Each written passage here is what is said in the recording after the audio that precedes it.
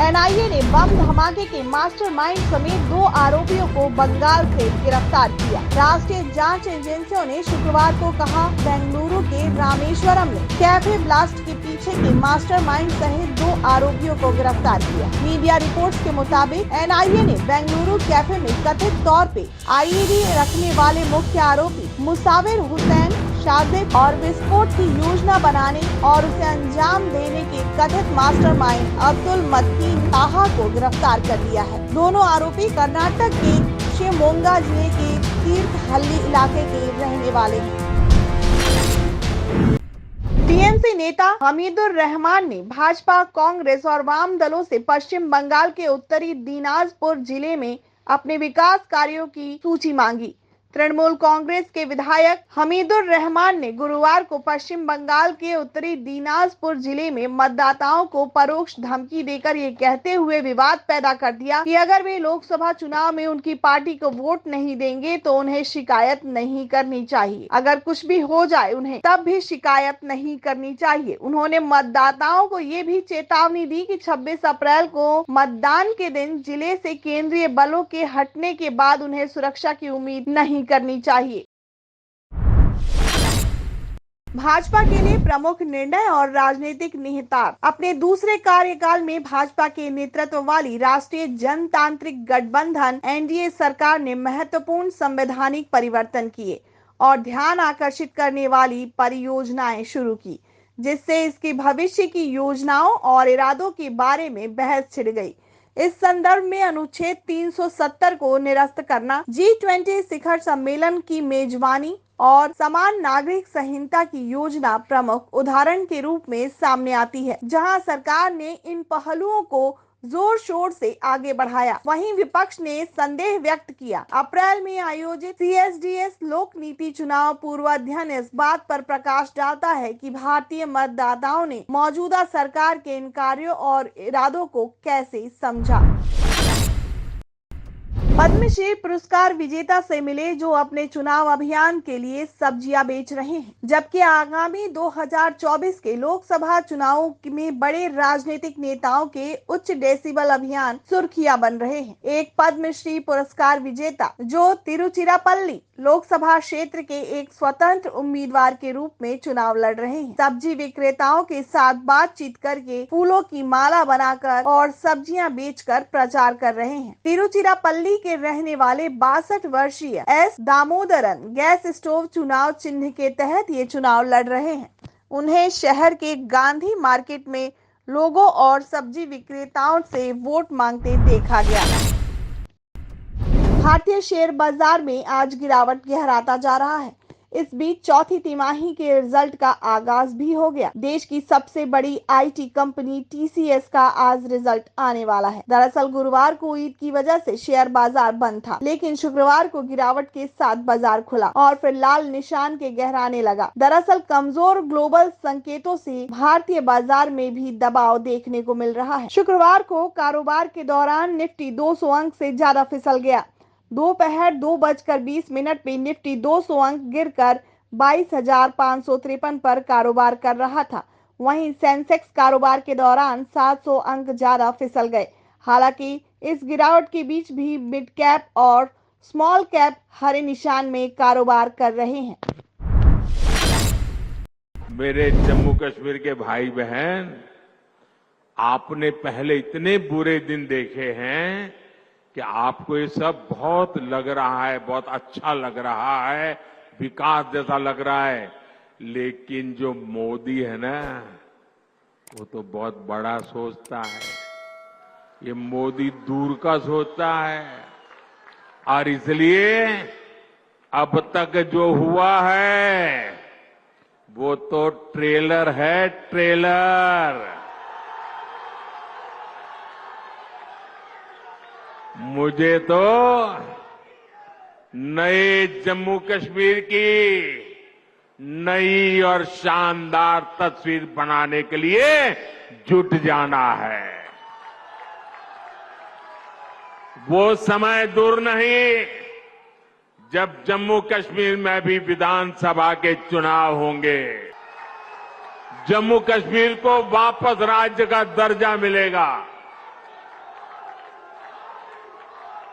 आप अपने विधायक, अपने मंत्रियों से अपने सपने साझा कर सकेंगे।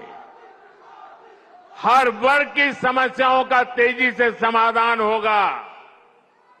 यहां जो सड़कों और रेल का काम चल रहा है वो तेजी से पूरा होगा।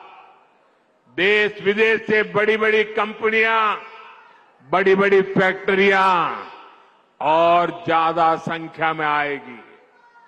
जम्मू कश्मीर टूरिज्म के साथ ही स्पोर्ट्स और स्टार्टअप के लिए जाना जाएगा। इस संकल्प को लेकर मुझे जम्मू कश्मीर को आगे बढ़ाना है। भाइयों और बहनों, ये परिवार चलित, परिवारवादी, परिवार के लिए जीने मरने वाली पार्टियों विकास की भी विरोधी है और विरासत की भी विरोधी है। सुप्रीम कोर्ट ने बुधवार यानी 10 अप्रैल को अपने 2021 के फैसले को रद्द करके दिल्ली मेट्रो रेल कॉरपोरेशन को लगभग 8,000 करोड़ रुपए की भारी देनदारी से राहत दी है, जिसमें Delhi airport metro express private limited द्वारा जीते गए मध्यस्थ पुरस्कार को बरकरार रखा गया था। DAMEPL रिलायंस इंफ्रास्ट्रक्चर की सहायक कंपनी है, जिसके खिलाफ मुकदमा चल रहा था। मध्यस्थ पुरस्कार 2017 में पारित किया गया था और ब्याज और अन्य शुल्कों के साथ देनदारी वर्तमान तिथि पर 8,000 करोड़ रुपए से अधिक की हो गई थी। दिल्ली के मुख्यमंत्री अरविंद केजरीवाल को 24 घंटे के अंदर अदालत से दूसरा झटका लगा है। एक दिन पहले ही दिल्ली हाई कोर्ट ने उनकी गिरफ्तारी को सही ठहराते हुए गिरफ्तारी के खिलाफ लगाई गई उनकी याचिका खारिज कर दी थी और आज दिल्ली के राउज एवेन्यू कोर्ट में उनकी दूसरी याचिका भी खारिज कर दी गई। ये याचिका सीएम केजरीवाल ने वकीलों से हफ्ते में 5 बार मुलाकात करने की मांग की थी, इसे लेकर थी। आपको बता दें कि फिलहाल अरविंद केजरीवाल अपने वकीलों से हफ्ते में केवल 2 बार ही मुलाकात कर सकते हैं। दरअसल सीएम केजरीवाल के वकील विवेक जैन ने तर्क दिया था कि वे केजरीवाल किसी राहत की मांग नहीं कर रहे हैं। सीएम सिर्फ कई अदालतों में उनके मुकदमे चल रहे हैं। इस मामले के संबंध में वकीलों के साथ अतिरिक्त बैठक की मांग कर रहे हैं। देखिए, मेरे दिमाग में एक नंबर है। नरेंद्र मोदी जी ने 16 लाख करोड़ रुपया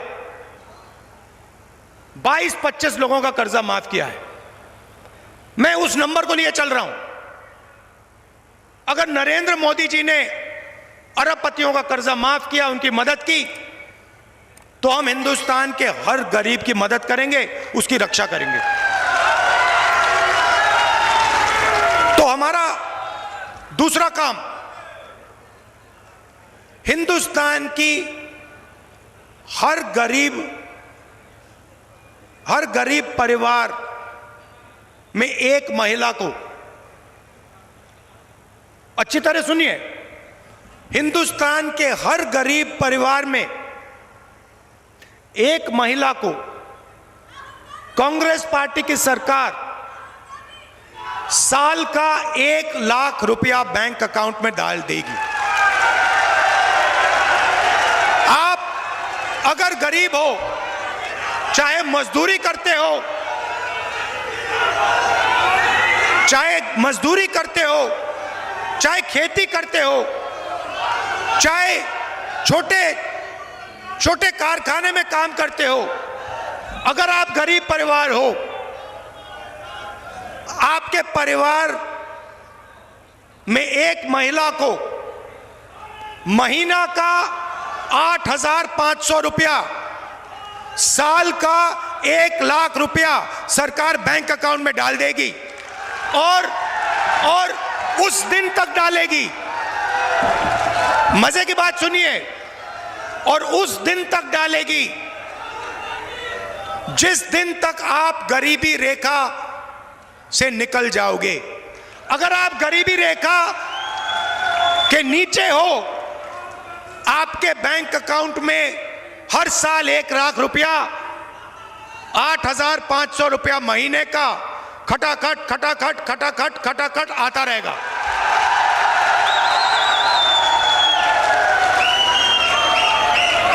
और एक झटके